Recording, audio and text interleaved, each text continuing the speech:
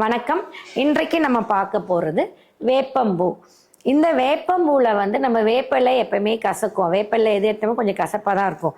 ஆனால் அந்த வேப்பம்பூவில் இயற்கையாகவே ஒரு ஸ்வீட் தன்மை இருக்கும், சின்ன ஒரு இனிப்பு தன்மை இருக்கும். இந்த வேப்பம்பூ எப்போ யூஸ் பண்ணணும்னு மெயினாக கேட்டிங்களா, இப்போ அடிக்கிற வெயிலுக்கு இந்த வேப்பம்பூ நமக்கு வயிற்றுக்கு அப்படி ஒரு குளிர்ச்சியாக இருக்கும். இந்த வேப்பம்பூவை சுத்தம் பண்ணி நம்ம ரசம் வச்சு சாப்பிடலாம், இல்லை வெந்நீரில் போட்டு இதை வடிகட்டிட்டு குழந்தைங்களுக்கு கொடுத்தோம்னா வயிற்றில் இருக்கிற பூச்சியெல்லாம் எடுத்துரும். இந்த பேக்டஃபர் சொல்லிட்டு குழந்தைங்களுக்கு இந்த அடிக்கடி மோஷன் போகிற இடம் நண்டும் குழந்தைங்க அந்த கையில் வச்சுட்டு இது பண்ணும், மோஷன் வராமல் கஷ்டப்படுவாங்க.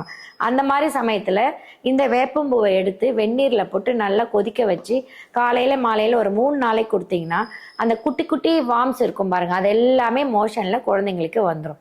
முக்கியமாக அதை வெயில் நாளில் மோரில் போட்டும் வறுத்து மோரில் போட்டு குடித்தோம்னா ரொம்ப தாகம் இருக்கும் இல்லையா, அந்த தாகத்தை அடக்கக்கூடிய தன்மை இந்த வேப்பம்பூவில் இருக்குது.